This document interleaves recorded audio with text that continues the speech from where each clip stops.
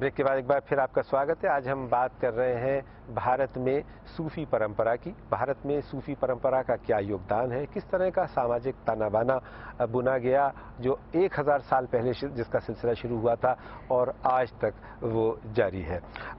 मैं डेविड देवदास साहब आपसे ये जानना चाहूँगा, क्योंकि कश्मीर पे आपका काम भी है और कश्मीर की जो सूफी परंपरा है उससे आप बखूबी वाकिफ़ हैं। तो ये कहा जाता है कि यहाँ जो पंजाब में और नॉर्थ इंडिया में सूफी परंपरा आई, उसके शायद पहले कश्मीर में ये सिलसिला शुरू हो गया था। तो वहाँ किस तरह का इम्पैक्ट डाला है सोशली कल्चरली सूफी परंपरा ने? देखिए, शायद इससे पहले तो नहीं, क्योंकि जैसे बोध साहब ने कहा, सिंध शायद पहले पहुंचे थे सूफी, फिर पंजाब से होते हुए शायद कश्मीर पहुंचे हैं।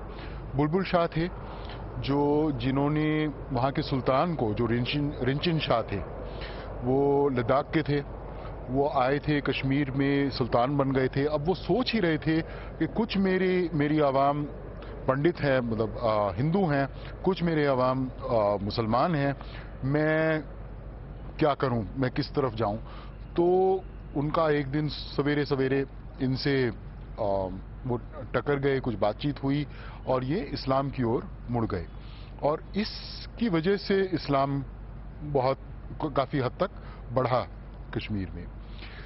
एक और सिलसिला वहाँ पर, एक और ट्रेडिशन, आपने परंपराओं की बात की, तो कश्मीर की एक खास परंपरा है, एक खास ट्रेडिशन है, औराद फातिहा, जो आज भी लोग एक तरह से चांट है और कुछ हद तक ये वहीं की है, पर एक तरह से ये दुनियावी और बहुत ही मूल और बहुत ही बेसिक लेवल पे ये इस्लाम का इजहार करती है। ये बनाए थे सैयद मीर अली ने औराद फातिहा, जब वो आए थे ईरान से कश्मीर 1 साल 14वीं सदी में। और जैसे आपने नुंद ऋषि का नाम लिया, नूरुद्दीन वली साहब, जिनको शेखुल आलम भी कहा जाता है, उनका बहुत बड़ा रोल रहा है कश्मीर में और आज भी उनको याद किया जाता है। वो एक जगह नहीं बैठे, वो घूमते रहे पूरी वादी में अपने कुछ चंद साथियों के साथ। उन्होंने इस्लाम का और इंसानियत का, और उनकी भी कुछ नज़में थीं, कुछ पोइट्री उनकी बड़ी सरल है, बहुत ही इजी कश्मीरी में उन्होंने कुछ बातें रखी, पर इन वर्स जो लोगों को बड़ी अच्छी तरह, बड़ी आसानी से समझ आए। और उसमें आजकल की जो मॉडर्न हम आज सोच रखते हैं, जैसे इकोलॉजी के बारे में, या पूरी दुनिया को साथ लेकर ग्लोबलाइजेशन की भी एक झलक उनमें मिलती है, वो बहुत ही दूर की सोच थी। ये वहाँ की खास परंपराएं रही हैं। फोकलोर में, और फोकलोर तो बहुत ही ज़्यादा उनका वहाँ पर पोइट्री भी रही है, चाहे ललदेद की, चाहे जूनी की, जुनदेद, और फिर हब्बा खातून बिल्कुल। पर कश्मीर में एक और सिलसिला भी था, सुहरावर्दी, जिसका एक अलग ही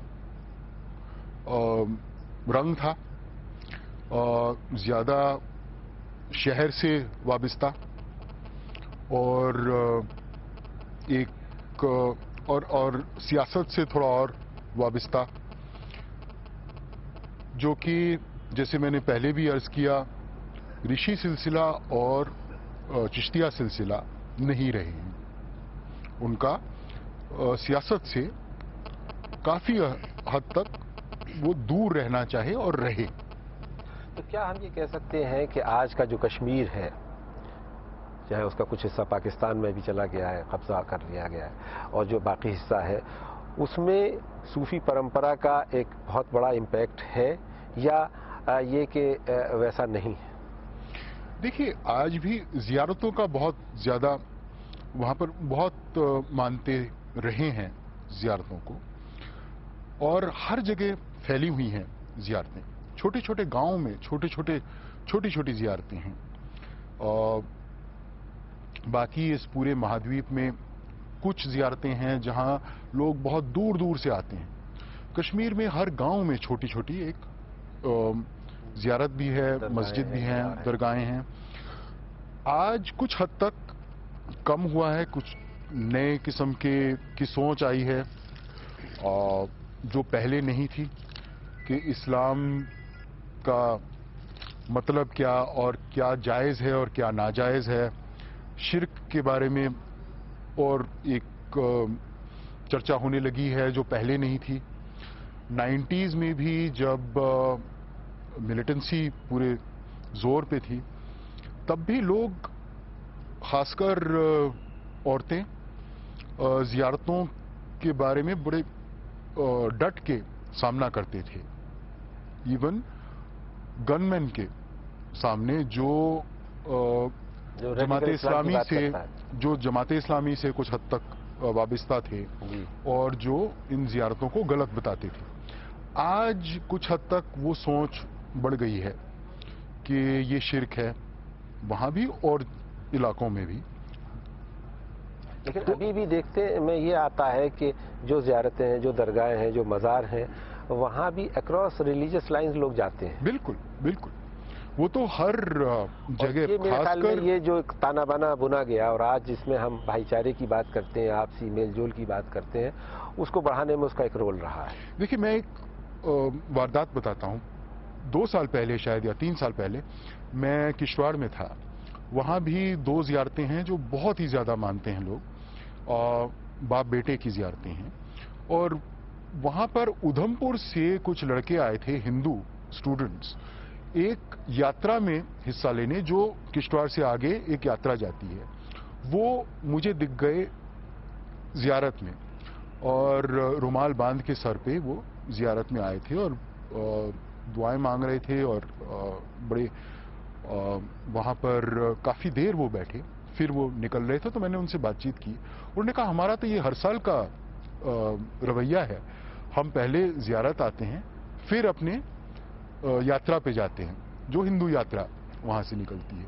تو یہ بہت ہی پرانا ایک ٹریڈیشن بنا ہوا ہے اور آج بھی قائم ہے پورے جموں کشمیر کے بہت سے علاقوں میں۔ بہت پرکاش صاحب، میں آپ سے یہ جاننا چاہوں گا کہ ہم یہ دیکھتے ہیں کہ جو صوفی ٹریڈیشن میں میوزک اور سنگیت اور شاعری اور قوالی، الگ الگ فارم ہے میوزک کی، اس کا کافی اثر دیکھنے کو ملتا ہے، اور شاید ہی کوئی درگاہ ایسی ہو قادریہ سلسلے کو چھوڑ کر کے، کیونکہ وہ قوالی وغیرہ سے تھوڑا سا پرہیز کرتے ہیں، اور وہاں میلاد اور دوسرا طریقہ ہے قرآن کو ریسائٹ کرنے کا۔